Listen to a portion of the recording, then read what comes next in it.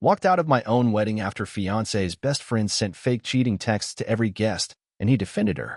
Imagine standing in your wedding dress, minutes from walking down the aisle, and finding out your fiancé's best friend just sent fake cheating messages to every guest. You won't believe what happened next, or how calmly he reacted. My name's Melissa, and I'm 31. Up until recently, I was engaged to my longtime partner, Brandon, who's 32. We'd been together for nearly 8 years, and we were supposed to get married just yesterday. Brandon's childhood best friend, Vanessa, also 32, has always been a constant fixture in his life. Honestly, her presence was a low-key source of tension the entire time we were together. Whenever I brought up how uncomfortable she made me feel, Brandon would just shrug and say, "That's just Vanessa." It always felt like my concerns didn't carry any weight. Apart from the ongoing awkwardness surrounding Vanessa, our relationship had been steady. We'd spent over a year planning this wedding, down to every last detail. But when I look back now, there were plenty of warning signs involving Vanessa that I shouldn't have overlooked. One time, about 3 years ago, I was prepping for a really important presentation at work. Brandon had promised to help me review everything the night before. But then Vanessa called, freaking out over some minor plumbing issue at her place. Brandon rushed over and stayed there for hours. The emergency? A slow-dripping faucet that a maintenance guy could have fixed in no time. I ended up pulling an all-nighter alone, feeling like I didn't matter. Then there was our 6th anniversary dinner. I'd planned something romantic for just the two of us. But Vanessa randomly showed up. She said Brandon had told her where we'd be, and she just happened to be nearby. The whole night turned into them laughing about inside jokes from when they were kids, while I sat there like a third wheel. Brandon insisted it wasn't a big deal. After all, she was like a sister to him. Vanessa also had a knack for making little comments that chipped away at me. She'd compliment Brandon's exes right in front of me, or make sly jokes about his party days before we got together, always with that smirk and a wink in his direction.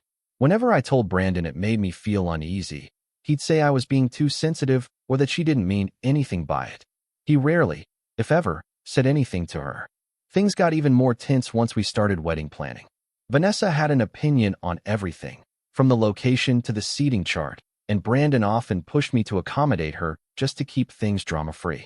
She even tagged along to his suit fitting and talked him out of his first choice. Somehow, she'd made herself part of the core planning team. Then came the big day. I was in the bridal suite with my mom and bridesmaids, getting dressed and doing final touch-ups. About an hour before the ceremony, I got a message from a number I didn't recognize. It had screenshots of what looked like a private conversation where I was supposedly admitting to an affair and saying I didn't want to marry Brandon. The message read, "Thought you should know who you're really marrying. People are already talking." My maid of honor, Rachel, saw the look on my face and asked what happened. I showed her the screenshots. She was horrified.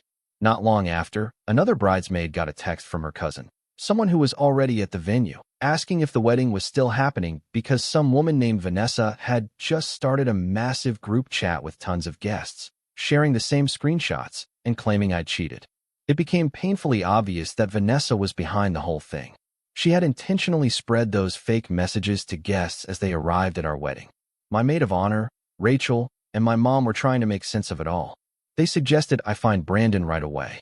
I stepped out of the bridal suite, found my brother, and quietly asked him to bring Brandon to a small side room near the reception hall. I didn't want to face anyone else. When Brandon walked in, he looked thrown off, probably because he'd been busy mingling and welcoming people. I handed him my phone and showed him the screenshots. I told him Vanessa was the one who sent them to our guests. His first reaction? He laughed nervously and said, "Come on, Melissa. You know Vanessa? She's got that weird sense of humor. It's probably just some ridiculous prank. She wouldn't actually try to sabotage the wedding." I stared at him, waiting for him to get serious. I asked if he genuinely thought this was some sort of joke. I asked what he planned to do, about Vanessa, about all the guests now thinking I cheated on him. He ran his fingers through his hair and sighed. "Look, we're literally minutes away from the ceremony. Let's not blow this up right now. We'll deal with it later. Don't let Vanessa ruin our day. Just ignore it for now." But he didn't try to talk to Vanessa. He didn't speak up in front of the guests. He didn't even acknowledge how twisted and humiliating the situation was. His only concern seemed to be getting through the wedding without making a scene. That moment, watching him downplay everything, defend her, and treat it like some minor inconvenience, was the breaking point for me. His indifference to my public shaming, his instinct to protect Vanessa instead of me. It told me everything I needed to know. I told him straight, if he believed this could be brushed off, if he saw Vanessa's actions as harmless, then I couldn't marry him. I said the fact that he wouldn't stand up for me, for us, after something so vicious, said more than any vow ever could. He tried to stop me, said I was overreacting, that we were about to get married and I was throwing it all away. I didn't argue. I didn't owe him an explanation he clearly didn't want to hear. I turned around and walked out of the room. My bridesmaids and family members were standing in the hallway, confused and concerned. I barely looked at them. I told my brother I was leaving. He asked what was going on, but I just shook my head and kept walking. I slipped out a side door, flagged down a cab, and left. The drive away was a blur. My phone started buzzing almost immediately, first Brandon, then my mom, then my dad, then Rachel. I didn't pick up. I couldn't speak. I checked into the first decent hotel I saw and collapsed into the room. My notifications were exploding. Dozens of missed calls from Brandon, texts from my parents and siblings. Even Brandon's parents were messaging me, saying things were spiraling at the venue. Rachel texted me updates. Brandon was frantically searching for me while also trying to calm down guests. Meanwhile, Vanessa was out there spinning a story, telling everyone I got cold feet, that I was emotionally unstable, and that I was blaming her to cover up my own mess. My parents tried to get answers from Brandon, but apparently he was overwhelmed and floundering. It's been about 10 hours since I walked out. I've only spoken to my parents once, just to tell them I'm physically okay, but I'm not ready to explain everything yet. Brandon hasn't stopped calling. His texts swing from confusion. Where are you? What happened? To guilt-tripping. How could you do this to us? To begging, please come back. We can still fix this. Right now, I'm sitting in a quiet hotel room, trying to process the complete collapse of what was supposed to be my wedding day. My family is in shock. Friends who attended are messaging me, some confused, others already picking sides based on Vanessa's version of the story. She's actively making me out to be the one who destroyed everything, just out of the blue. But the truth? It wasn't Vanessa's deception that hit the hardest. I'd seen her for who she was a long time ago. What broke me was Brandon's reaction, or lack of one. His refusal to stand up for me in that moment, to say, this is wrong, and protect me from something so cruel, that was the real betrayal. So, Reddit, ATA for walking out of my own wedding, for leaving the man I was about to marry at the altar because he refused to take a stand after his best friend launched a deliberate, public attack on me with a fake accusation of infidelity? Update 1. It's been a week since I posted this. First off, thank you to everyone who reached out or commented. The support helped more than I can explain. Reading your messages gave me a sense of clarity I desperately needed. A lot of you had follow-up questions, so let me clear a few things up. Vanessa didn't just send those fake messages to a few people. She created a massive group chat that included a large chunk of the wedding guest list, friends, family from both sides, and blasted the screenshots out to everyone. Then she followed up by texting individuals who weren't even in the group chat. This wasn't some impulsive, out-of-control moment. It was calculated. She wanted maximum damage, maximum embarrassment, and she timed it for right before I walked down the aisle. Secondly, about Brandon's reaction, it wasn't just some offhand comment brushed aside in the heat of the moment. When I confronted him about the fake messages Vanessa had sent out, he specifically told me not to cause a scene. He said I was overreacting, that we should just go ahead with the wedding and sort it all out afterward. His entire focus seemed locked on keeping things looking smooth for the guests, not on what had just been done to me or how I felt. There was no outrage directed at Vanessa, no sense of urgency, no attempt to protect me. He just wanted me to stay calm long enough to get through the vows. It felt like he was trying to manage me, not stand beside me. Some people in the comments asked why I didn't confront Vanessa right then and there. The truth is, I didn't care about her in that moment. My focus was solely on Brandon. He was the one I was about to commit my life to. His reaction was all that mattered. And what I got was deflection, denial, and indifference. Facing off with Vanessa at the venue would have just been a distraction, a spectacle. The core issue was Brandon's complete lack of support, his passive defense of what Vanessa had done, and his refusal to even acknowledge how deeply wrong it was. That, more than anything, felt like a true deception. It wasn't just about one outrageous stunt on her part.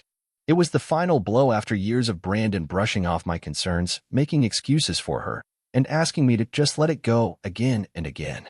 Leaving wasn't only about that day, it was about the build-up that led to it. The morning after the non-wedding, I shut my phone off for hours. I couldn't handle the non-stop calls from Brandon anymore. Eventually, I called my parents and asked if I could come home. I needed somewhere safe, somewhere familiar, where I wouldn't be questioned or blamed. My brother came to get me from the hotel. Before I left, I blocked Vanessa's number and all her social accounts. I haven't reached out to Brandon. My phone was filled with missed calls and messages from him, from his mom. My dad told me Brandon's father had also been calling their house. Once I got to my parents' place, we sat down, me, my mom, my dad, and my siblings, and I told them everything, from the group chat Vanessa created to Brandon's reaction, and all the smaller moments that built up to it over the years. My parents had heard bits and pieces about the chaos at the venue, but they hadn't believed any of it at first. Then, as I told them everything, my dad's face changed. He was angry, not at me, but at Brandon. He said Brandon's only priority should have been defending me, standing beside me, and clearing my name. He wanted to call Brandon right then and there, but I asked him not to, at least not yet. My mom stayed quiet for a bit, then finally admitted something. She said Vanessa had always made her uneasy. Over the years, she'd noticed little things, moments when Vanessa seemed to subtly push me aside or insert herself into Brandon's attention. She'd never said anything because she didn't want to meddle. But she told me she had always felt that Vanessa's connection to Brandon wasn't healthy. Meanwhile, Brandon's mom, Karen, had already left me several voicemails before I turned my phone off. Then she started calling the house phone. My mom answered one of the calls. Karen was furious, ranting about the embarrassment we'd caused, the money that had been wasted, and demanding I stop this nonsense and come fix the mess. My mom shut her down.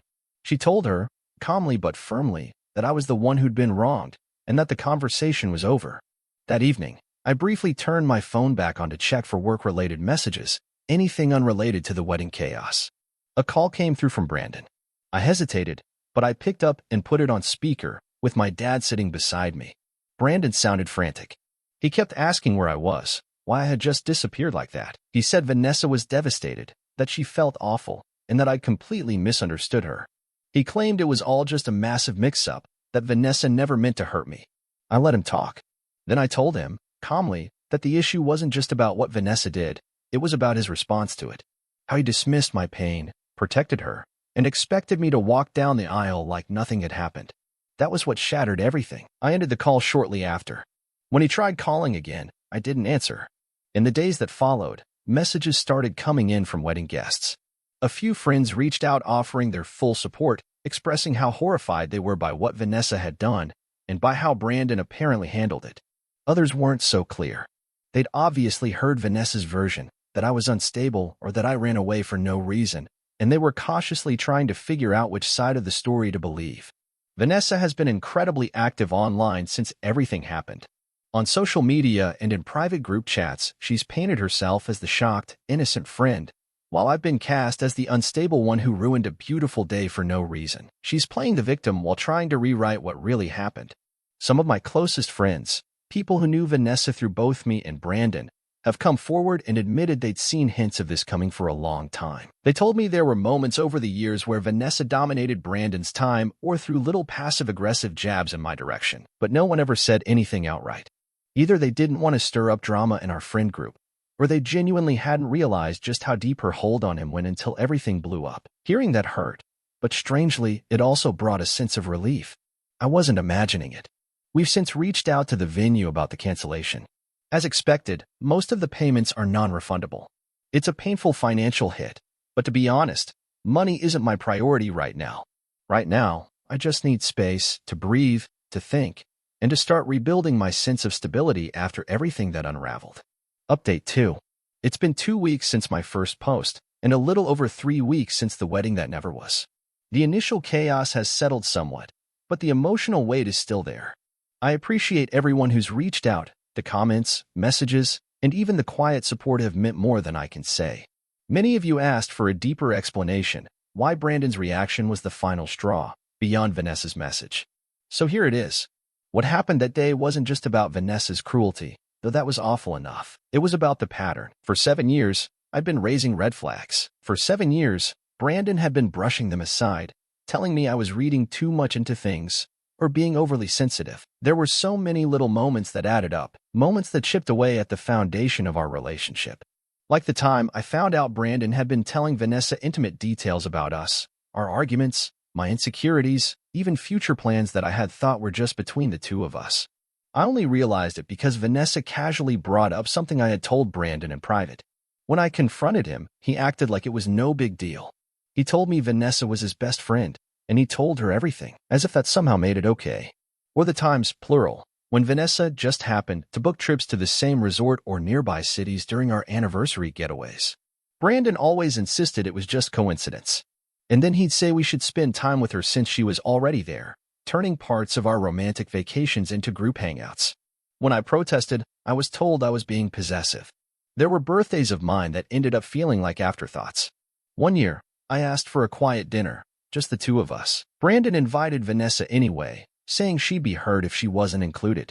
That night felt less like a celebration of me and more like a third wheel tagging along on their private inside joke marathon.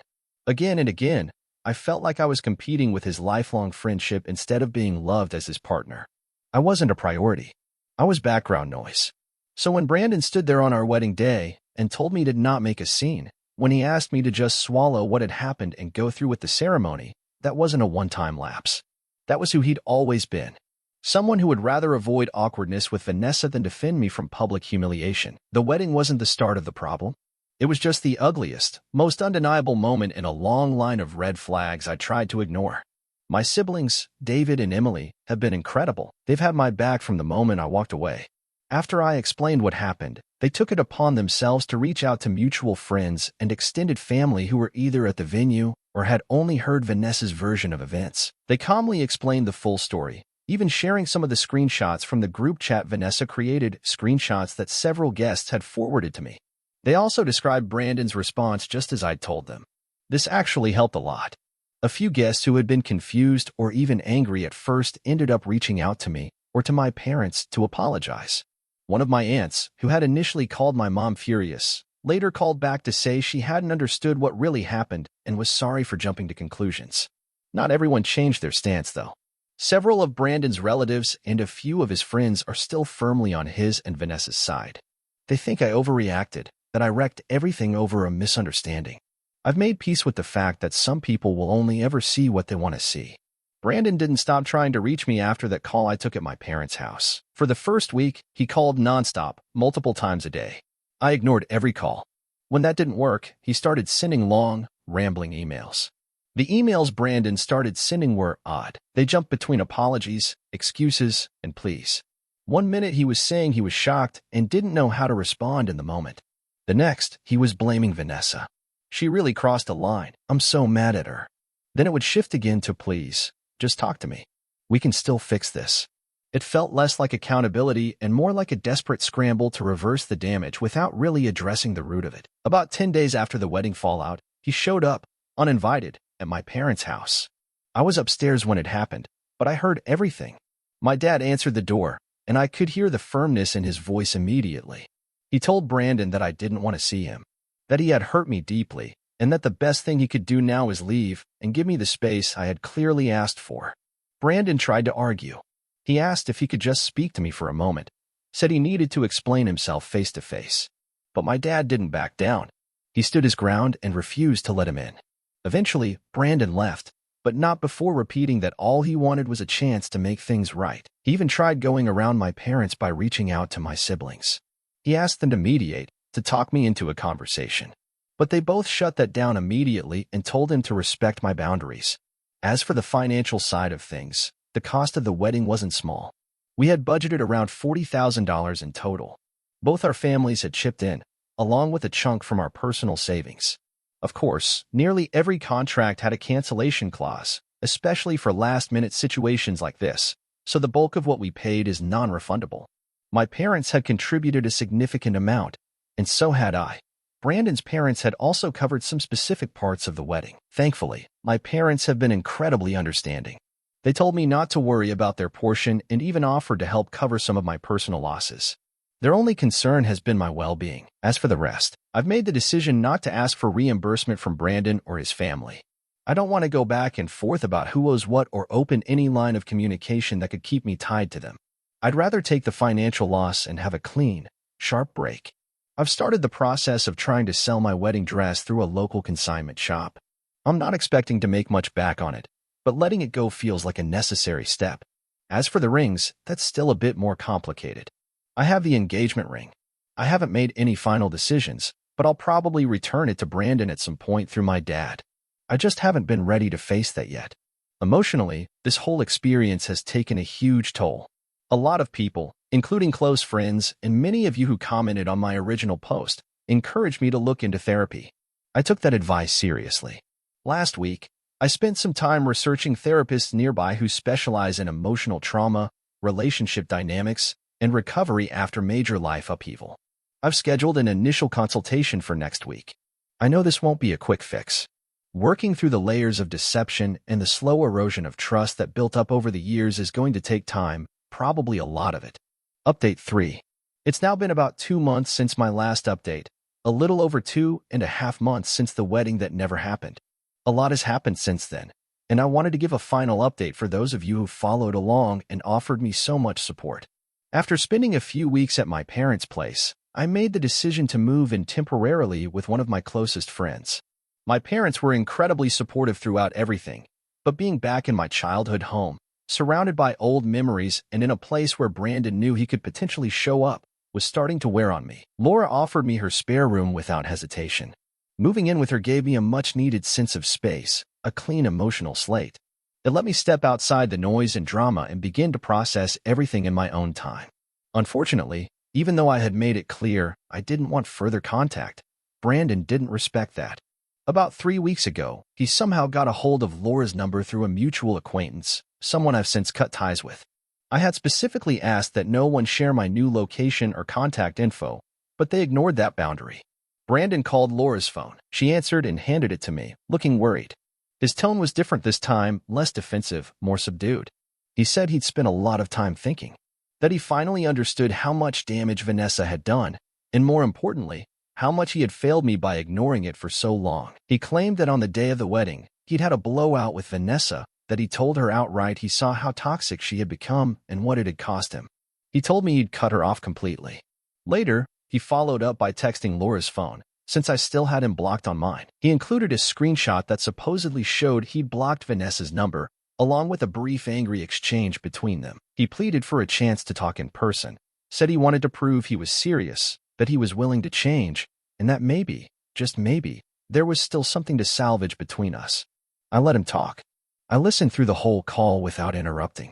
But when he finished, I told him calmly that even if Vanessa was truly out of the picture, even if he had finally seen things clearly, it didn't erase the years of damage. Removing her now didn't undo the choices he had made, the times he brushed off my feelings, the countless ways he prioritized his comfort and her approval over my well-being, and his final choice to defend her when it mattered most. I told him the trust between us had been broken beyond repair, that I couldn't imagine rebuilding what was lost, or pretending we could move forward as if none of this had happened. And I told him I didn't want to meet. After that phone call with Brandon, and after speaking with both Laura and my therapist, I started sessions shortly after my last update. I made the decision to send Brandon a formal message. I wrote an email clearly outlining everything I had already told him over the phone. I copied my father on it for transparency, although he wasn't involved in sending or responding. In the email, I reaffirmed that our relationship was over. I told Brandon that his continued efforts to reach out were not only unwelcome but were actively disrupting my healing process and preventing me from moving forward. I specifically asked that he stop all contact with me, with my family, and with my close friends. I also made it clear that if he ignored this boundary, any further messages or attempts to reach me would be documented and could be considered harassment. A few days after I sent the email, my mom got a phone call from Brandon's aunt, his mom's sister. She tried to advocate on his behalf, saying he was devastated, filled with regret, and deserved another chance now that he'd finally cut ties with Vanessa. My mom listened politely for a few minutes. Then she told her that this wasn't her decision to make, that whatever was going to happen, or not happen, between me and Brandon was solely up to me. She handed me the phone since I was visiting at the time. I took the call. I was respectful but clear. I told her I understood her concern for Brandon, but this situation was extremely personal. My decision was final. I wasn't interested in rehashing it or defending it, and I wasn't going to entertain any more discussions about it with anyone from his family. Then I ended the call. To everyone who has followed this story, commented, messaged, or simply read along, thank you. I didn't expect writing about all of this to be so helpful, but it truly was. Having a space where I could share the reality of what happened and hear thoughtful perspectives from people outside the situation helped more than I anticipated. This will be my final update. Right now, I'm focusing on therapy, which is proving to be both difficult and absolutely necessary. My living arrangement with Laura continues to be a calm, supportive space, and I'm incredibly grateful for that. I still have a few things to sort through, like the engagement ring, which my dad is going to return to Brandon's family next week on my behalf. There are still loose ends, but emotionally, I've closed the door. I don't know exactly what the future holds, but I do know one thing with absolute certainty: Brandon won't be part of it.